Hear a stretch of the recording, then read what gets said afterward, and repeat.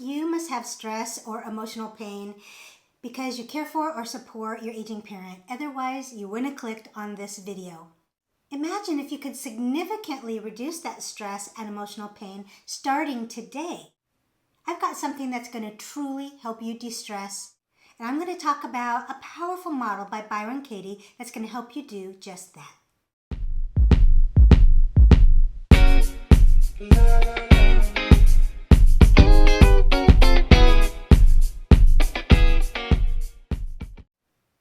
Hi there, I'm Sofia. Welcome to my channel. I make videos for adult children who care for and support their aging parents to help improve how you feel about your role and about your parent so both of you can have better outcomes. Today we're going to talk about a concept from Byron Katie that can truly transform how you handle the stress and the many challenges of caregiving. I am living proof. Byron Katie is a well-known speaker and author, and she has a framework that I believe will truly be relevant to our community. One of the things she talks about are 3 types of business: your business, other people's business, and God's business. Let's dive into what these mean and how it can help you reduce your stress and suffering as it relates to parent care. According to Katie, your business is everything that you can control: your thoughts, your actions, and your reactions.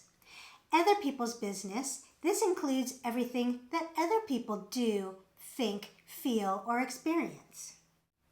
God's business, or whatever you understand as a higher power, I'm going to go ahead and call it the business of the divine. This is not necessarily a religious thing.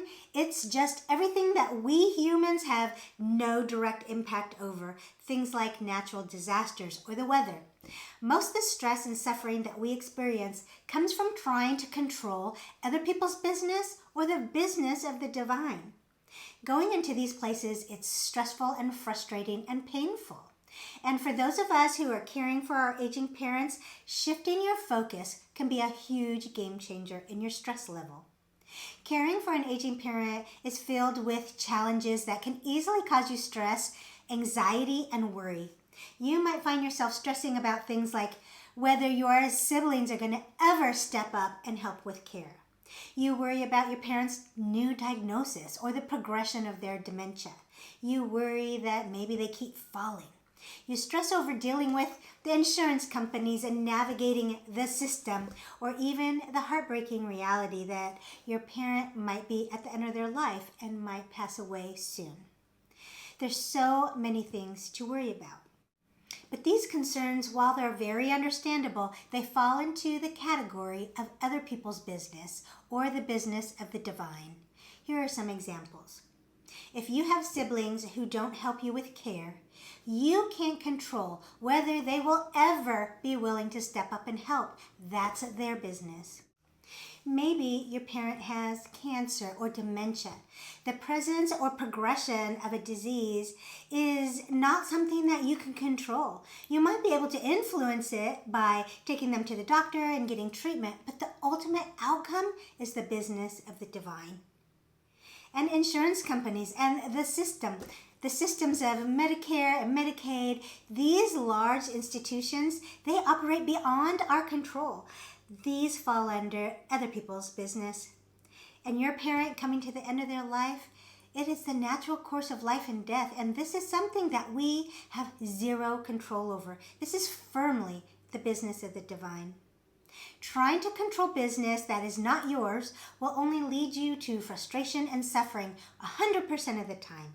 But there is a silver lining because you can reduce your stress significantly by focusing on your business.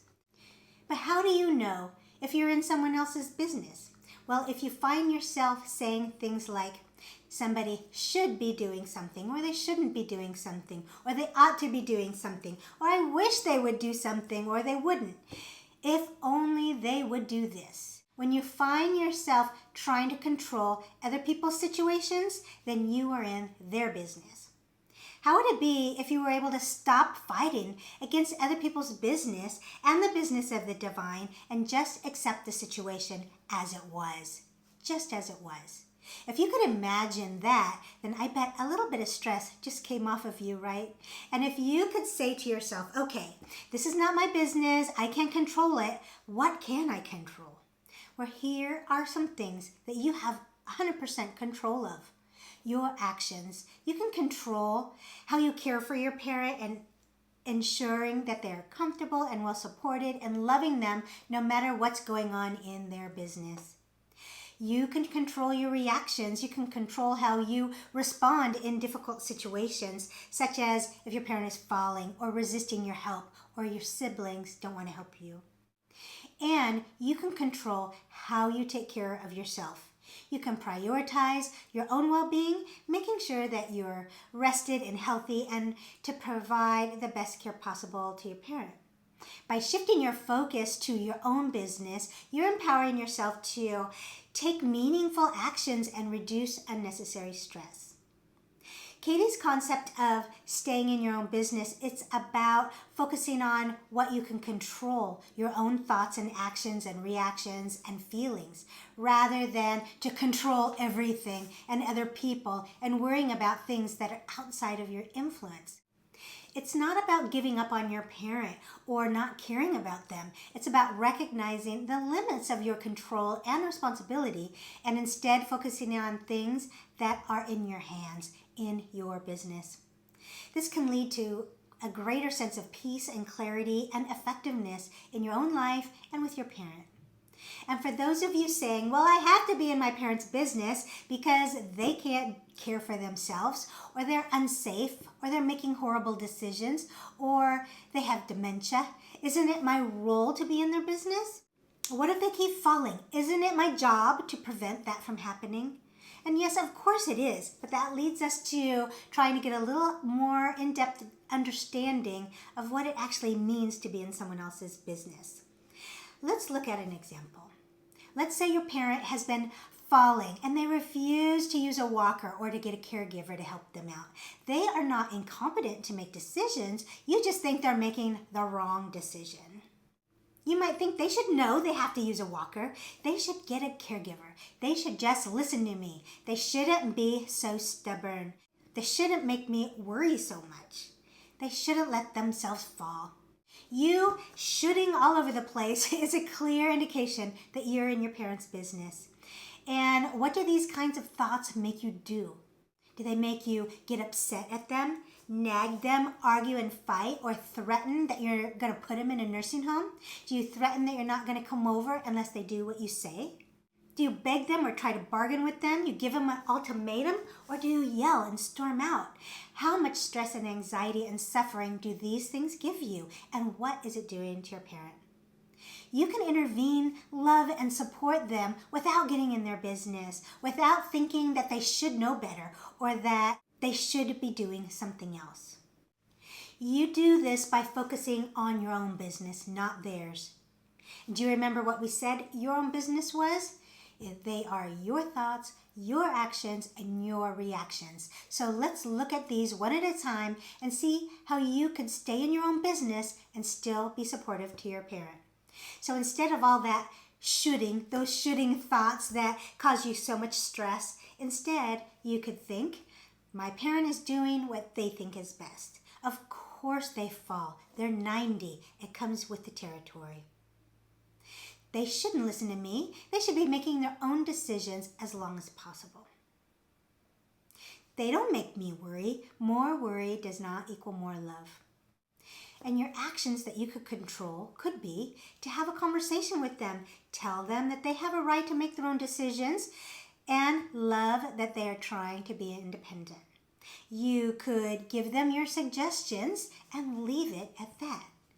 You could ask if you could put a walker in their living room or the bedroom so that just in case they decide to use it when no one else is looking. You could let them know that if they change their mind about getting a caregiver, then you're there to help them make that happen. You could get them a med alert bracelet that detects falls. You could put cameras around the home so you can keep an eye on them. You could call them every day to make sure that they're okay. And the reactions that are in your control And if they fall, call 911. Get them the help they need, of course, without saying, I told you so, or you should have been using your walker, or you should have got a caregiver like I told you to. If that fall happens to cause worse problems, then that's the business of the divine. And learn to accept these things that are not in your control and are not your business. Love and support your parent in the moment, no matter what is going on with them. That's your business. Trying to protect and support your parent is not getting in their business, but thinking that they should know better and do things your way is getting in their business. And I know it's a very fine line. With our aging parents, things are going to happen that we cannot control, whether you bang your head against the wall or not. So why are you doing it? Learn to stay in your own business and your parent care stress will decrease. I promise. This helped me so much when I was taking care of my dad. It made the difference between me being a stressed out and basket case of a daughter to being able to be stress-free even through 20 plus falls and his delusions and the neediness and eventually him passing away. Loving what is powerful. As a matter of fact, that's the title of Byron Katie's book, Loving What Is. By focusing on what you can control and letting go of what you can't, you can really reduce the stress and suffering that often go along with parent care. Remember, it's not about abandoning your responsibilities or turning your back on your parent, but it's about approaching them from a place of peace and acceptance. And if you're not sure whose business a certain situation is, then go ahead and put it in the comments below and I'll give you some feedback. I hope this video gave you some valuable insights and tools to help you on your own caregiving journey. If you found this video helpful, please go ahead and give it a thumbs up and subscribe to my channel and hit that notification bell so you don't miss any new videos. I thank you so much for watching, and remember, you are doing an incredible job. Please take care of yourself, and I'll see you next time.